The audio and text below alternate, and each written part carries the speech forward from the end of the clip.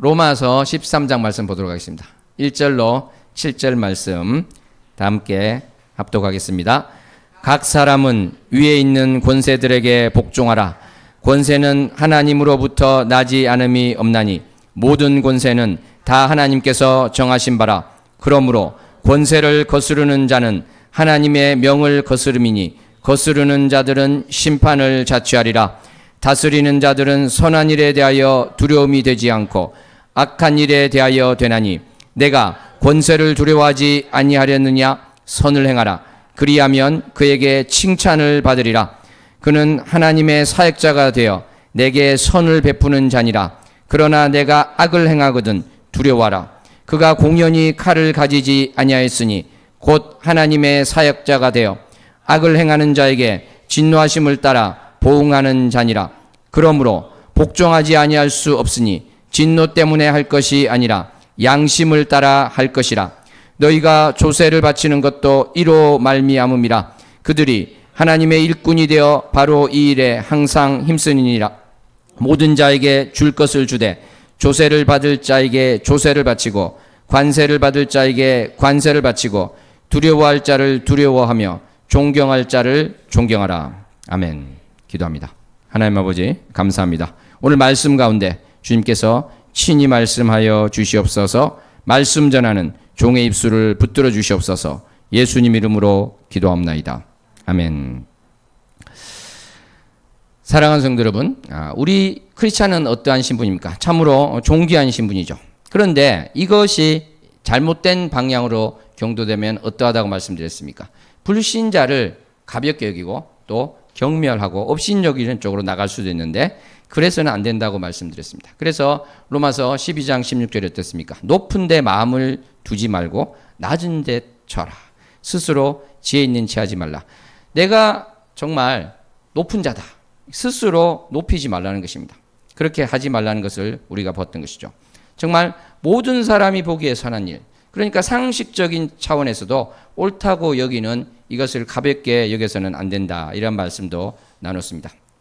그래서 우리가 어떠한 말씀을 또 했습니까? 정말 모든 사람과 더불어 화목하라. 가능하다면 너희가 그렇게 결정할 수 있으면 어떻게 하라고 했죠? 모든 사람과 화평을 유지하라. 이렇게 이야기했던 것입니다.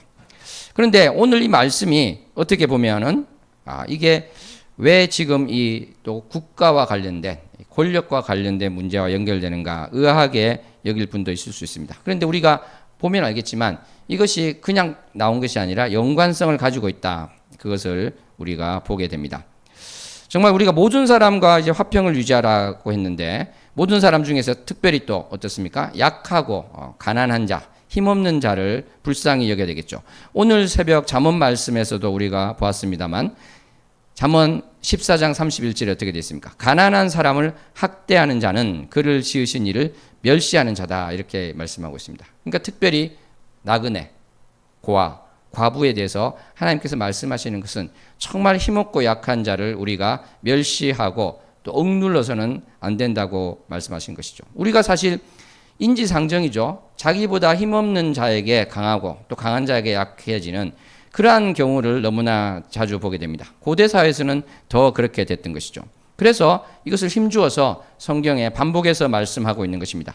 그런데 우리가 또 한 가지 또 잊지 말아야 될 것은 그렇다고 해서 가난한 자에게 모든 것을 다 옳다, 어떠한 것을 하든지 그렇게 하지는 않는 것이죠. 그래서 출애굽기 23장 3절에 가니까 가난한 자의 송사라고 해서 편벽되이 두둔하지 말라 이런 말도 있습니다. 그러니까 공정하게 해야지 가난하다고 해서 무조건 또 유리하게 하는 것은 아니다 이야기를 하고 있는 것이죠.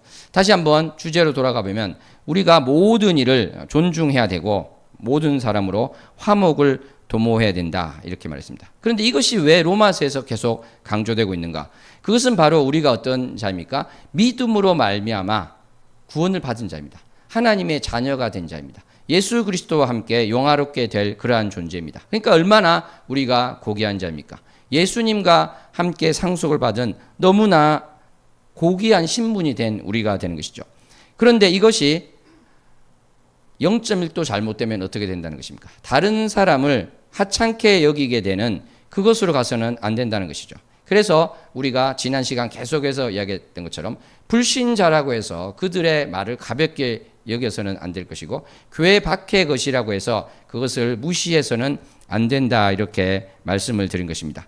그래서 이것이 개인 간의 관계에서 이제 그럴 수 있는 것인데 오늘 말씀을 보니까 이것이 좀 더 어떤 형식까지 나아가는 것입니까? 어떤 영역까지 나아가는 것입니까? 공적인 영역까지도 나아가게 된다는 것이죠. 어떤 국가 권력이라는 위에 있는 권세, 공권력이라고도 할 수 있고요. 국가 기관이라고도 할 수 있습니다. 하여간 이러한 것들에 대해서 우리가 어떠한 태도를 취해야 될 것인가? 그것은 뭐 사람도 아닌데 어떻습니까? 이것이 아니라 거기에 대해서도 우리가 바로 지난 시간에 나누었던 그런 말씀과의 관계 속에서 생각을 하라 이렇게 하는 것입니다. 그러니까 이러한 국가기관이 다 필요 없다. 이러한 무정부주의적인 생각으로 나아가지 않고 하나님 말씀에서 어떠한 그 주제를 이야기하고 있고 어떠한 방침을 이야기하고 있는지 그것을 보라는 것입니다. 사랑하는 성도 여러분, 사도 바울은 그 부분에 대해서 오늘 아주 긴 말씀을 통해서 이야기하고 있는 것을 보게 됩니다. 우리가 로마서 12장 19절에 보았는데요. 너희가 친히 원수 갚지 말라 이런 말씀이 나오고 있습니다. 그러니까 내가 나서서 사적인 보복을 한다든지 친히 정의를 집행하지 말라 이러한 말씀이 있었다는 것이죠. 그리고 나오는 말씀이 지금 보니까 어떻습니까? 위에 있는 군사들에게 복종하라 이것이 나오고 있습니다. 한번 우리 이 부분 한번 합독해 볼까요? 위에 있는 권세들에게 복종하라. 예, 이 말씀을 하고 있습니다. 그래서 우리가 이 말씀을 이제 본격적으로 들어가기 전에 한번 생각을 해보았으면 좋겠습니다. 어떻게 위에 있는 권세들, 국가 권력, 기관, 또 우리를 다스리는 그것에 복종할 수 있을까? 크리스찬이 그래도 되나? 이렇게 생각할 수도 있을 것이에요. 실제로 사도행전 4장과 5장에 가니까 어떻습니까? 사내들인 공의회. 그러니까 지금으로 따지면은 행정과 사법을 다 관할하는 가장 높은 기관이라고 할 수 있죠. 거기서 예수 그리스도를 전하는 것에 대해서 금지 명령을 내렸지만 어떻습니까? 거기에 대해서 따르지 않았죠. 그렇지 않습니까? 너희 말을 듣는 것이 하나님의 말씀을 듣는 것보다 옳은가 판단하라. 그러니까 어떤 면에서는 오늘 말씀과 배치되는 것이에요. 그죠? 복종하고 있지 않습니다. 하나님의 말씀을 전하는데 방해가 되는 것. 여기에 대해서는 사람보다 하나님께 순종하는 것이 마땅하다. 사도행전 5장 29절에 이렇게 베드로와 사도들이 대답하고 있는 것을 보게 됩니다. 이때만 그랬을까요? 그렇지 않습니다. 종교개혁 시기에도 로마 가톨릭에서 명령한 것, 이것을 종교개혁가들은 거부하였던 것입니다. 우리 일제강점기 때 어땠습니까? 주기철 목사님, 손양원 목사님을 비롯한 많은 분들이 바로 신사참배, 동방요배를 그 권력이 명했습니다만 그것을 거부하였습니다. 그리고 북한은 지금 어떻습니까? 북한의 권력이 어떠한 것을 말하고 있습니다. 기독교를 버릴 것, 예수 그리스도를 부인할 것을 말하고 있지만 순교를 각오하고 크리스찬이 들통이 나더라도 순교를 각오하고 그 명령에 복종하고 있지 않다는 것입니다. 사랑하는 성도 여러분, 이렇게 하나님의 것과 이 지상의 권력이 부딪힐 때 우리가 선택할 수 있는 것은 너무나 당연한 것입니다. 그렇지 않습니까? 우리는 다른 것이 아니라 하나님을 따라야 될 줄로 믿습니다. 아멘. 사랑하는 성도 여러분, 그런데 우리가 이러한 것을 너무나 잘 알고 있는데 왜 오늘 말씀에서는 권세들에게 복종하라 이러한 말씀을 하고 있을까요? 우리는 이것을 한번 생각해 보았으면 좋겠습니다.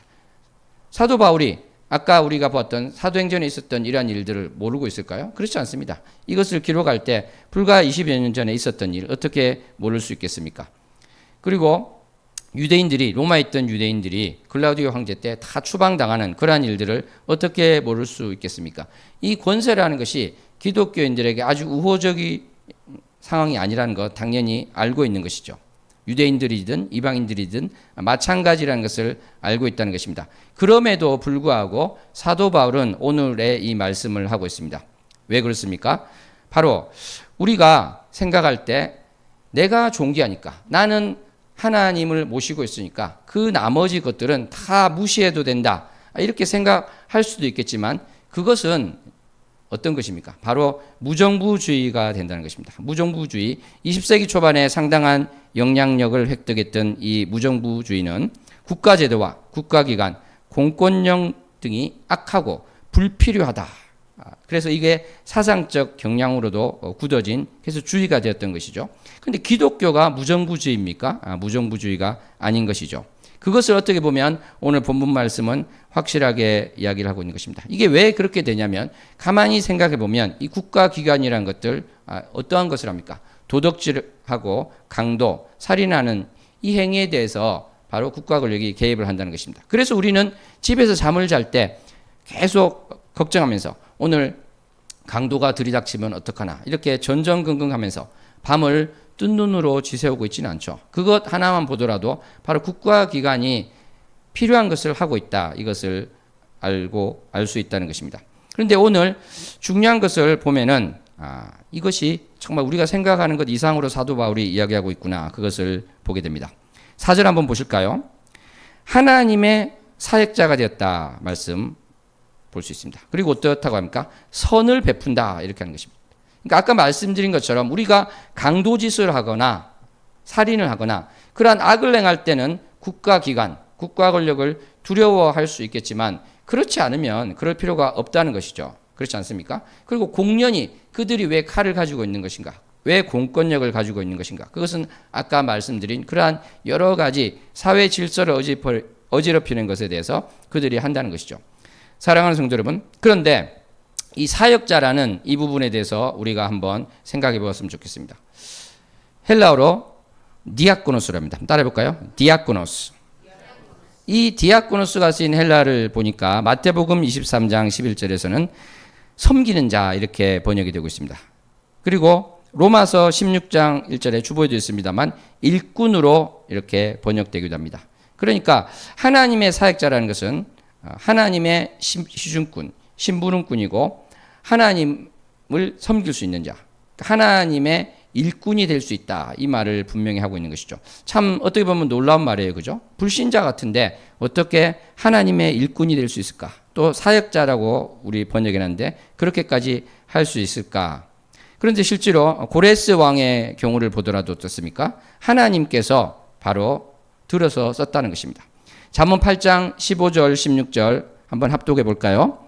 나로 말미암아 왕들이 치리하며 방백들이 공의를 세우며 나로 말미암아 재상과 존귀한 자 곧 모든 의로운 재판관들이 다스리느니라. 아멘. 그래서 고레스에 대해서 하나님께서는 이사야 44장에 가니까 목자라는 말도 하고 기름 부음 받았다 이렇게도 이야기하고 계십니다. 그러니까 지금 우리가 가지고 있는 이 국가기관 또 국가 권력 또 관련된 예전에는 왕이라든지 지금은 또 입법행정사법에 있는 수장들이라든지 이 모든 것들에 대해서 하나님께서 어떻게 이야기한다는 것입니까? 하나님께서 어떻게 이야기한다는 것입니까? 바로 이들을 나의 도구로 쓰겠다는 것입니다. 나의 심부름꾼으로 쓰겠다는 것입니다. 그것을 바로 하나님께서 세우시고 그렇게 하신다. 이것을 말씀하고 있는 것입니다.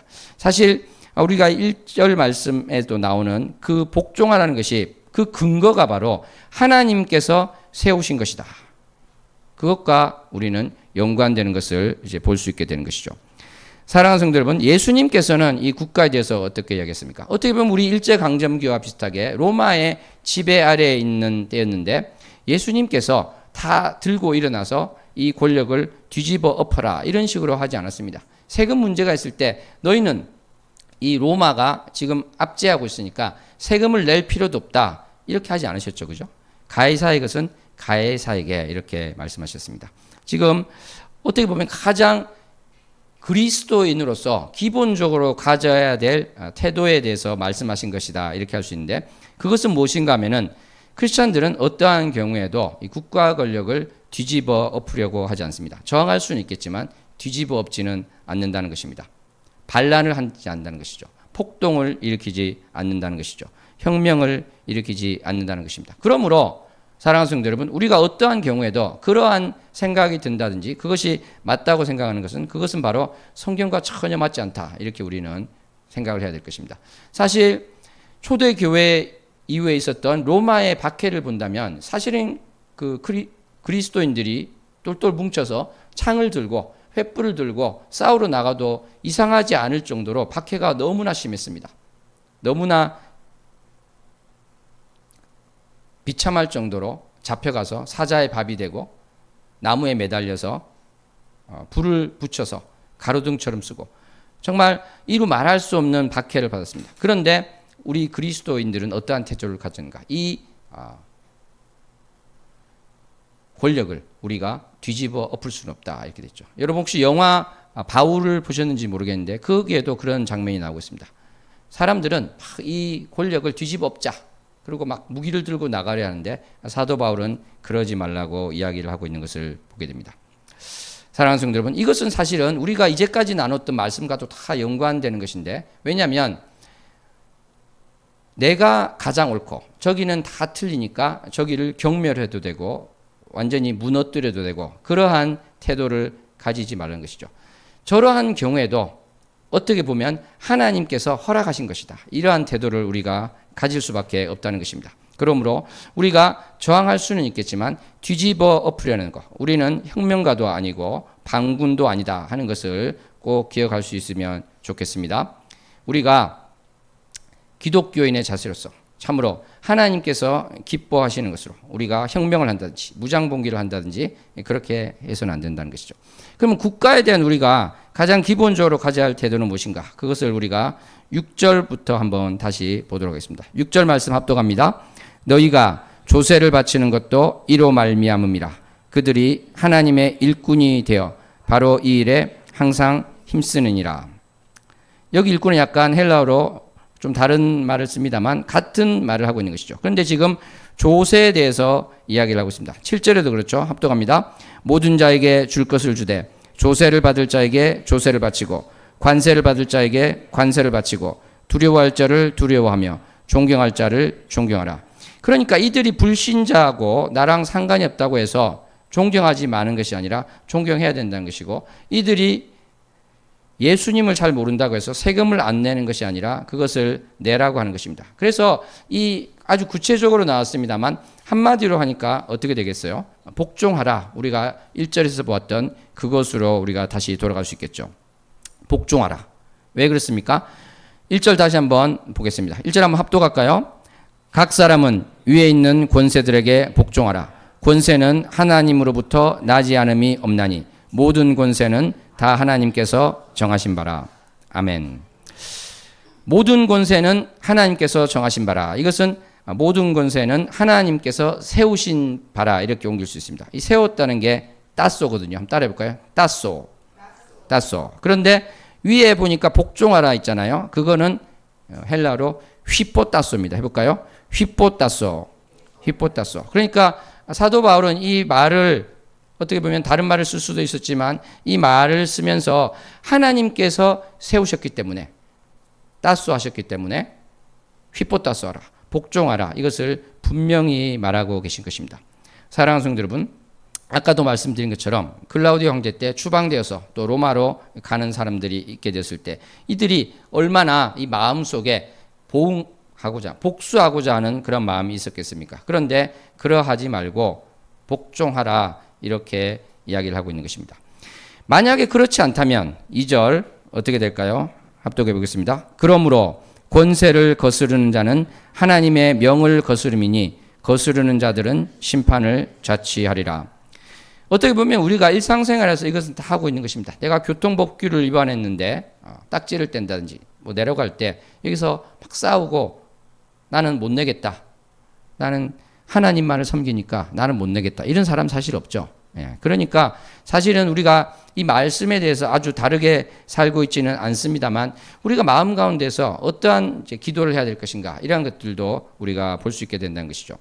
저는 얼마 전에 어떤 사모님을 만나 뵀는데 그분이 어떠한 정치인에 대해서 정말 항상 부정적으로 생각하고 안 좋은 마음만 계속 가지고 있었는데 하나님께서 너가 그 사람을 위해서 기도를 해보았느냐 이 마음을 주시더래요. 그래서 기도를 하는데 정말 긍휼한 마음이 들었다 이렇게 울면서 말씀하시는 것을 제가 들은 적이 있습니다. 바로 그러한 것입니다. 내가 생각하는 것과 다를 수 있어요. 내가 생각하는 방향과 다를 수 있습니다. 그렇지만 하나님께서는 거기에 대해서 우리가 세상 사람들과 똑같이 비판하고 비난하는 것으로 끝나는 것이 아니라 내가 동의하지 않더라도 기도하라는 것입니다. 기도하고 정말 마음 가운데 오늘 말씀 그대로 복종할 수 있는 그런 마음 가운데 하라고 하시는 것이죠. 사랑하는 성도 여러분, 우리가 참으로 하나님께서 말씀하시는 것에 대해서 내 생각을 내세우는 것이 아니라 하나님 말씀이 그러하다면 제가 하나님 말씀 가운데 엎드리겠습니다. 이러한 고백을 할 수 있기를 원합니다. 아멘. 3절 말씀 합독합니다. 다스리는 자들은 선한 일에 대하여 두려움이 되지 않고 악한 일에 대하여 되나니 내가 권세를 두려워하지 아니하려느냐. 선을 행하라. 그리하면 그에게 칭찬을 받으리라. 이것은 어떻습니까? 차를 막 몰아가지고 과속을 하고 그랬으면 걱정이 되죠. 어떻게 됐을까? 그러한 식이죠. 내가 법을 어기고 지금 정직하게 하지 않았을 때 두려워하는 마음이 있을 수 있지만 올바로 하면은 그러한 것이 있을 필요가 없다는 것입니다. 그러므로 우리가 5절에 보니까 복종을 하긴 해야 되는데 이것이 하나님께서 사실을 하시는 그것을 집행하는 자로서 법을 어겨서 내가 받게 되는 불이익, 그것에 대한 두려움 때문에만 하는 것이 아니라 양심을 따라서 하라 이야기를 하고 있는 것을 봅니다. 사랑하는 성도 여러분, 우리가 바로 이러한 자세를 가져야 될 줄 믿습니다. 국가기관이 어떠한 것을 하지 마라 하라는 것을 정해놓고 있는데 그것을 내가 그 법이 나를 옥죄고 있기 때문에 위반하면 조치를 당하고 처벌을 받기 때문에 안 하는 것이 아니라 양심에 따라서 해야 될 줄로 믿습니다. 예를 들어서 간음죄가 폐지되었어요. 그것이 폐지됐다고 막 해도 되는 것입니까? 안 되는 것이죠. 그죠? 바로 그것과 마찬가지가 되는 것입니다. 우리가 참으로 양심을 위해서 그리스도인으로서 내 마음 가운데 하나님께서 주시는 그 마음 가운데 나갈 수 있는 우리가 됐으면 좋겠습니다.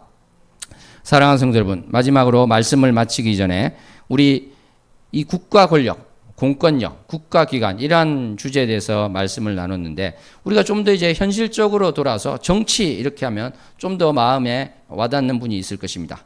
그래서 여기에 대해서 우리는 어떠한 태도를 가질까 한번 생각을 해봤으면 좋겠어요. 마태복음 6장 24절 말씀 합독합니다. 시작.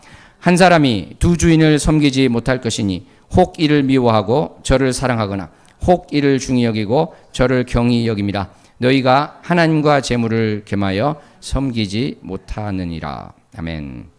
이게 한 약 20년 채 안 됐습니다만 그때쯤 제가 이 말씀을 가지고 묵상하던 때가 기억납니다. 새벽이었고 예배당이었던 것 같아요. 이 말씀을 묵상하는데 우리가 하나님과 재물을 겸하여 섬기지 못한다. 그러니까 바로 재물을 어떻습니까? 하나님처럼 생각해서 나에게 이제 종교가 두 개가 되는 것이죠. 기독교가 되고 돈 종교, 만몬 신을 섬기는 그 두 가지가 있게 되는 것입니다.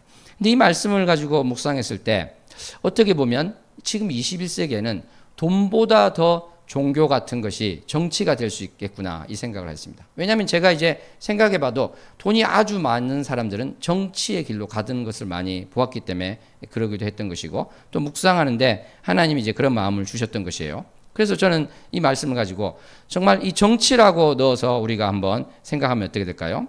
너희가 하나님과 정치를 겸하여 섬기지 못하느니라 이 말씀이 되는 것입니다. 그러니까 쉽게 말해서 어떤 정치 사상이라든지 이데올로기라든지 또 정치에 너무나 매몰되어 있을 때 나는 지금 어떤 자가 되어 있다? 두 가지 종교를 가진 거예요. 정치라는 종교와 하나님이라는 것. 나는 두 신을 섬기는 그러한 위치에 있게 된다는 것입니다. 그리고 이제 나중에 봤더니 어떤 신학자 폴 딜리가 사실은 여기 대해서 이야기한 것을 알게 됐습니다. 제가 뭐 이 사람 신학을 동의하지는 않지만은 다른 것에서 이 말은 들을 말이 있다 이렇게 생각이 됐는데 왜냐하면 이제 이 사람이 말하기를 종교라는 것은 어떻게 보면 내가 가지고 있는 궁극적인 관심이라고 할 수 있는 것인데 돈이라든지 권력이라든지 성이라든지 명예라는 것은 상당히 이것이 관심이 종교적이라고 할 수 있다. 그래서 재물, 권세, 성, 명예 이것을 이 사람은 가종교로 분류했습니다. 저는 이것을 이제 준준종교라고 부르는 것입니다. 그러니까 뭐라고요? 돈, 권력, 성, 명예 이것이 무엇이라고요? 준종교. 종교와 아주 가까운 것이다 이렇게 된 것이죠. 그러므로 우리가 세상을 사랑한다든지 재물을 사랑한다든지 내가 내 명예가 높아지는 것, 내가 권세를 가지는 것을 좋아하는 것 이것은 그냥 주님을 섬기는데 약간 하자가 있는 것이 아니다. 무엇이다? 내가 지금 두 신을 섬기는 거예요. 내가 종교를 두 개 가지고 있는 것입니다. 이것이 안 와닿는 분은 이렇게 생각하면 될 거예요. 지금 말한 거 재물, 권세, 성, 명예 이것을 내가 막 쫓고 있으면 이것과 똑같다는 것이에요. 오늘은 교회를 가고 내일은 절로 가는 것입니다. 예. 바로 그러한 것. 내일은 무당집에 가는 것입니다. 이러한 것과 똑같다고 우리가 생각을 해야 돼요. 그러니까 내가 무엇을 추구하고 있는가, 내가 궁극적으로 무엇을 관심을 가지고 있는가, 이것은 너무나 중요한 것이고, 여기서 위배될 때 나는 지금 조그만 잘못을 하는 것이 아니라 가장 근본적인 것에서 내가 우상 숭배를 하고 있고 하나님 외에 다른 신을 내가 섬기고 있구나, 이러한 자세를 가질 수 있다는 것입니다. 그러니까 3000년 전에 몰렉을 숭배했던 그 이스라엘 백성처럼 나는 이 돈이 몰렉이 될 수 있고, 명예가, 성공이, 지위가, 나의 육체적인 욕구가, 이러한 모든 것들이 몰렉이 되어서 나를 지금 휘감고 있다, 이러한 고백을 할 수 있다는 것입니다. 그런데 이 틸리가 말한 것이 무엇이냐면, 이것이 준준 종교라 그랬잖아요. 그것보다 더 한 단계 종교에 가까운 것인데, 그것이 바로 사상, 이데올로기라고 했습니다. 요즘으로 보면 그것이 바로 정치다, 이렇게 할 수 있는 거예요. 그러니까 성경에서 무슨 말을 하든지 상관없이, 예를 들어서 이제 내가 무정부주의자다, 이러한 사상을 가지고 있으면 성경에서 무엇을 말하든지 나는 그 사상 가운데 있게 되는 것입니다. 실제로 우리나라에도 이런 일들이 벌어졌는데, 전 세계에서 공산주의 혁명이 있고 나서 공산주의가 이제 국가로서 되는 것이 있으면서 우리나라도 1920년대 중반 조선공산당 뭐 이런 것들이 생기기도 하고, 그 당시에 전 세계에 이러한 것들이 퍼져나가면서 교회에도 이것이 들어와서 사회주의만이 살 길이다, 공산주의만이 살 길이다, 이렇게 하면서 예배를 하는데 일어서서 구호를 외치는 그러한 일도 있고, 이러한 사상이 하나님을 뛰어넘는 그러한 일들이 실제로 벌어졌다는 것입니다. 이것이 얼마나 무서운가 하면은, 나는 이 공산주의, 이 사회주의를 가지고 기독교를 더 완벽하게 할 수 있다, 이렇게 생각하는 사람들도 나왔다는 것이에요. 이것이 우리 한국의 역사에 있었다는 것입니다. 사랑하는 성도 여러분, 그러므로 이 정치, 사상, 이데올로기, 여기에 내가 매몰되어 있다면 이것은 나도 모르게 두 가지 신을 섬기는 것이구나, 내가 두 종교를 가지고 있는 것이구나, 그것을 우리가 꼭 깨달아야 될 줄로 믿습니다. 그래서 이것은 아까 뭐라고 했습니까? 돈이라든지 명예라든지 성 문제라든지 이러한 것들 뭐라고 했죠? 준준 종교라고 그랬잖아요. 그러니까 정치는 준준 종교를 넘어서 종교에 더 가깝기 때문에 저는 준 종교다, 이렇게 부르고 싶습니다. 사종교라고도 하는데 저는 준 종교다, 이렇게 할 수 있겠습니다. 그러면 뭐 목사님 그 공산주의 그것은 옛날 이야기고 뭐 요즘에 그렇게 정치를 하나님 위에 놓는 경우가 있겠습니까? 이렇게 할 수 있는데 저는 그럴 수도 있다고 생각합니다. 왜냐하면 성경에서 나오는 말씀 가운데 내가 기준을 받는 것이 아니라 사회에서, 언론에서, 유튜브에서 떠드는 그것이 나의 생각을 지배하게 될 때 나는 지금 하나님의 말씀 가운데 길을 찾는 것이 아니라 그러한 것들이 나에게는 종교가 되어서, 신이 되어서 그것이 나를 이끌고 있다는 것이죠. 사랑하는 성도 여러분, 정치에는 보니까 좌우가 있습니다. 보수 진보라고도 하는데 이것은 1789년 프랑스 혁명에서 유래했습니다. 우리로 치면 국회에서 바로 좌우로 갈라져서 앉아 있었는데, 오른쪽에는 예를 들어서 왼쪽이죠. 왼쪽에는 혁명적인 변화와 왕권 제한을 지지하는 의원들이 있어서 그 좌파가 된 것이고, 반대쪽에는 바로 위계 질서, 기존 제도를 지지하는 그것이 또 우파가 되었던 것입니다. 그래서 좌파는 어떻게 보면은 혁명을 하게 되는 것이고, 또 평등을 이야기하는 것이고, 변화를 이야기하는 것인데, 이제 우파는 유지하는 것을 이야기했다, 이렇게 볼 수 있게 되는 것이죠. 사랑하는 성도 여러분, 그런데 또 이 부분을 이제 좀 이따 말씀드리겠습니다만, 어떻게 보면 우리가 이 자유와 개인의 자유와 공동체적인 것, 여기서도 이러한 차이가 좀 있는 것 같아요. 제가 지난 수요 예배 때 말씀드렸습니다만, 이제 선한 사마리아 인법이 있습니다. 근데 그것으로 이제 오해되는, 사실은 이제 더 정확한 것은 구조의무법이라는 것이 있거든요. 이것은 뭐냐면 내가 어떤 위험에 처한 사람을 도와주지 않고 지나갔을 때 처벌받을 수 있는 것. 그래서 이것은 이제 선한 사마리아법이랑 달라요. 선한 사마리아법, 국제적으로 이야기하는 그 법은 뭐냐면 내가 도움을 주다가 구조를 하다가 그 사람에게 피해가 갔을 때 내가 처벌받지 않는 법이 선한 사마리아법이고 국제적으로 통용되는 그것이고, 구조 의무법은 내가 도와주지 않을 때 내가 이제 처벌받을 수 있는 그런 것입니다. 그런데 이것을 이제 당연히 공동체에서 그렇게 해야지, 성경에도 나오잖아, 이렇게 해서 받아들인 쪽이 이제 유럽, 대부분의 유럽 국가가 됩니다. 예외가 어디냐면 이제 스웨덴이 되고 또 영국과 미국이 예외가 됩니다. 왜 그랬냐면 영국과 미국에서는 그래, 공동체도 중요하지만 개인의 자유도 중요하지 한 것 아니냐. 그런데 내가 물론 도와주면 좋지만 공동체는 이익이 되겠지만 나의 개인적으로는 그렇게 안 할 수도 있다. 그런데 이것이 처벌받는 법이 있다는 것은 맞지 않다. 그래서 영국, 미국은 없고 대부분의 유럽 국가는 있게 되는 법이죠. 우리나라도 이 법은 없습니다. 그러니까 이것도 어떻게 보면 정치 영역이라고도 할 수 있는 거예요. 그렇죠? 개인의 자유인가 공동체인가, 이러한 문제가 되는 것이죠. 그래서 이제 사실은 좀 오해가 되는 것이, 이제 진보 쪽에서는 공동체 이야기를 많이 하고 그 보수 쪽에서는, 우파 쪽에서는 개인의 것을 많이 이야기한다. 그러기도 하는데 제가 이렇게 좀 그것을 살펴보면 꼭 그런 것 같지는 않다, 이라는 생각이 들었습니다.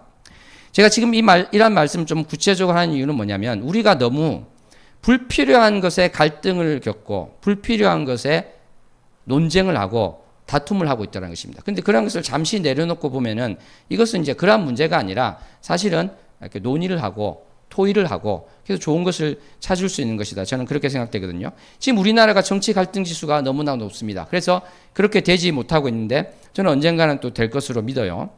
왜 그런지 한번 말씀을 들어보시기 바랍니다. 그러니까 이제 이러한 쪽이죠. 좌파 또는 진보 쪽에서는 이런 이야기를 하는 것입니다. 대기업, 특별히 또 금융 쪽에서는 불로소득과 비슷한 것이 너무 많기 때문에 세금을 많이 회수해야 된다. 그리고 부자를 세금을 많이 먹여야 되고, 그 거쳐진 세금으로 중소기업을 지원한다든지 취약계층을 지원해야 되고, 또 공공 일자리를 많이 만들어서 일을 하게 하고 또 돈을 주어서 다 같이 잘 살자, 이렇게 이야기하는 것입니다. 우파 쪽은 어떨까요? 보수 쪽은 이렇게 이야기하는 것입니다. 그러지 말고 규제를 풀어서 기업 활동을 좀 자유롭게 하게 하자. 자유롭게 하다 보면 새로운 분야도 생기지 않겠냐. 예를 들어서 뭐 테슬라의 전기차 분야처럼 그런 새로운 게 나올 수 있죠.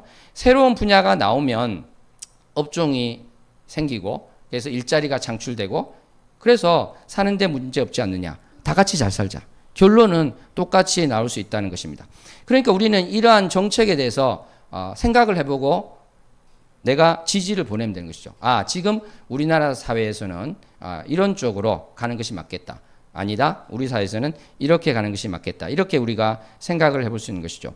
우리가 이제 미국하고 유럽을 보면 좀 그런 것 같아요. 미국은 아무래도 좀 자유를 좀 더 강조하게 되고 어떤 기업 활동을 많이 보장하게 되고, 유럽은 반대로 어떻습니까? 해고라든지 이런 것을 많이 막고 있잖아요. 그러니까 사회를 보니까 좀 이렇게 다양한 측면을 보게 됩니다. 미국에서는 혁신적인 기업들이 많이 나와서 기업 활동을 잘하게 되고, 그러니까 아까 말한 것처럼 부수 효과가 많아서 일자리도 많이 생기고 또 그래서 잘 사는 경우가 있게 되고, 반면에 유럽에서는 이게 사회 보장망을 좀 튼튼히 하고 복지를 많이 나눠주려 하기 때문에 사람들이 좀 안정감을 가지고 살게 될 수 있죠. 그래서 어떤 경우에는 유럽이 더 발전하기도 하고 또 어떤 경우에는 미국이 좀 더 발전하게 되는 그런 것을 보게 됩니다. 예를 들어서 이제 아까 말한 기업 활동이라든지 그런 것은 미국이 낫고, 그렇지만 의료 분야를 보니까 어때요? 의료 분야를 보니까 유럽이 훨씬 낫죠.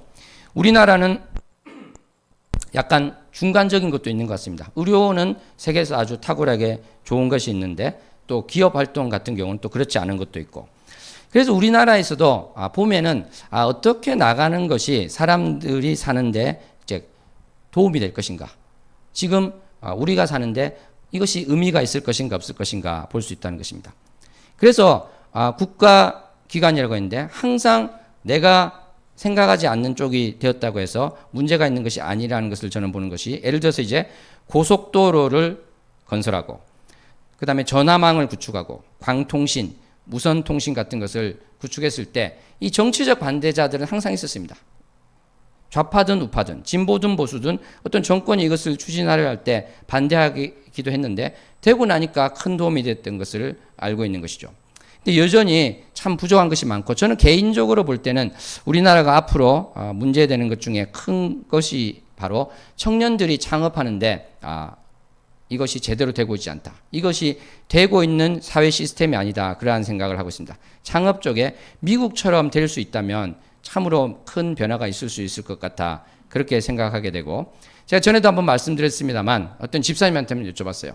우리나라 이 공무원들은 미국하고 인도 중간쯤 되는 것 같습니다. 이렇게 이야기했더니 그분은 자기가 겪어보니까 인도에 더 가까운 것 같습니다. 이렇게 이야기를 하는 것이에요. 그러니까 그것은 규제가 많고 아직 고쳐질 게 많은 것을 이야기하고 있는 것이죠. 왜 제가 이러한 것들을 쭉 이렇게 이야기를 하고 있냐면은 사실은 우리가 지금 잘 살게 되지 않았습니까?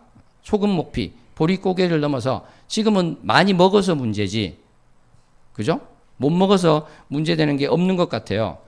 너무 잘 살고 지금 우리 문화도 세계로 확 뻗어가고 정말 문제가 없는 것 같은데 사실은 이 내면을 들여다보니까 우리 한국의 자살률이 OECD 평균의 2배가 됩니다. 2배가 되고 우리가 10만 명당 27명, 28명인데 나머지 나라들은 거의 뭐 1명 또는 0.5명 차이인데 2등이 리투아니아인데 얼마냐면 17명이에요. 10명 차이가 납니다. 10만 명당.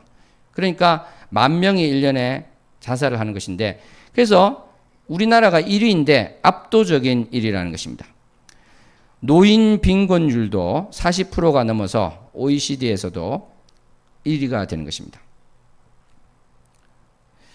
40% 이것은 너무나 높아서 OECD 평균 14%의 3배에 달한다고 합니다. 이것과 노인 자살률 연관이 있겠죠. 노인 자살률이 OECD 평균의 3배에서 4배다. 제가 이거를 언젠가 조사하면서 봤을 때 참 눈물이 나는 게 있었는데 노인 자살률이 많은 게 내가 지금 몸이 아픈데 내가 지금 요양원을 가거나 병원을 가면 내 자식이 힘들지 않느냐. 그래서 목숨을 끊는 노인들이 있다는 것이에요. 그러니까 이것은 정말 정상이 아닌 것을 우리가 보게 되는 것이죠. 한국의 성별 임금 격차는 31%로 OECD 평균의 2.6배에 달한다. 이렇게 보고가 되어 있습니다. 행복 지수는 OECD 38개국 중 33위로 최하위권이다.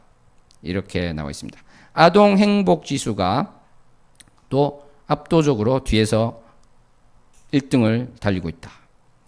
행복 지수가 75점 이상인 학생이 16%에 불과하다. 이러한 이야기를 하고 있는 것입니다.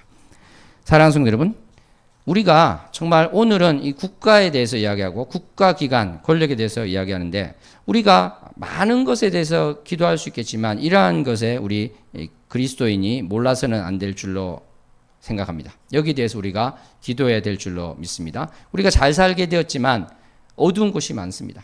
나아갈 것이 많고 여기에 참으로 하나님의 지혜가 필요하다고 저는 생각합니다. 이것이 우리가 그냥 단순하게 정치적으로 논쟁하고 싸우고 이렇게 해가지고 될 일이 아닌 것이죠. 그래서 우리는 이것을 위해서 우리가 뭐 혁명을 한다든지 아까 말했듯이 폭동을 한다든지 무정부주의로 다 필요 없어 이렇게 한다든지 이렇게 나가는 것은 당연히 아니겠지만 그렇다고 여기에 아예 또 관심을 끊고 나는 그쪽은 아예 모르겠다. 그것도 아닐 수 있는 것입니다. 우리가 여기에 대해서 기도하고 참으로 하나님께서 우리 그리스도인을 통해서 행하실 게 무엇일까?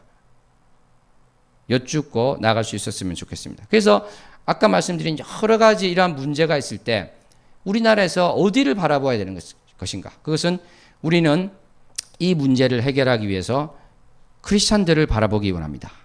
크리스찬들이 해답을 주기 바랍니다. 크리스찬들이 하나님의 지혜를 구해서 우리에게 알려주시고 구한말의 선교사님들이 오셔서 참으로 무너져가던 이 땅 가운데 빛이 되어서 이끄셨던 것처럼 크리스찬들이 우리에게 그 빛이 되어서 그 역할을 해 주십시오. 우리 아이들이 무너지고 있는데 어떻게 해야 될지 모르겠습니다. 그럴 때 우리 크리스찬들이 바로 하나님을 사랑하고 하나님을 따르며 주님의 말씀대로 나올 때 어떠한 것이 될 수 있습니다. 말할 수 있고 우리가 그것을 선도할 수 있고 그것을 가르칠 수 있고 우리가 이끌어갈 수 있는 길. 다음 세대가 그러한 것들을 가지고 나갈 수 있게 되기를 위해서 우리가 간절히 기도하는 자 되었으면 좋겠습니다. 기도하겠습니다. 하나님 아버지, 감사합니다. 사랑합니다. 오늘 말씀 가운데 국가기관, 공권력, 위에 있는 권세들에 대해서 말씀을 나눴습니다. 아버지, 우리가 개인적으로 해야 될 기도가 많고 개인적으로 나누어야 될 것이 많습니다만 참으로 이 땅이 어떻게 되어야 될지 우리가 나도 모르게 남들이 말하는 것에 포로가 되어서 생각하는 것이 아니라 다 내려놓고 주님의 마음으로 생각하는 자 되게 하여 주시옵소서. 주님의 지혜를 구하고 주님께서 주시는 것으로 나아가게 해주셔서 정치가 종교가 되지 않게 해주시고 정치가 우상이 되지 않게 해주시고 참으로 오늘 말씀에 있는 그대로 하나님의 사역자가 되어서 하나님께서 행하시는 것을 행하는 심부름꾼으로서 마땅한 역할을 할 수 있도록 우리 크리스찬들이 기도하고 또 그러한 것에 위치해 줄 수 있도록 우리가 다음 세대를 길러내게 하여 주시옵소서. 예수님 이름으로 기도합나이다. 아멘.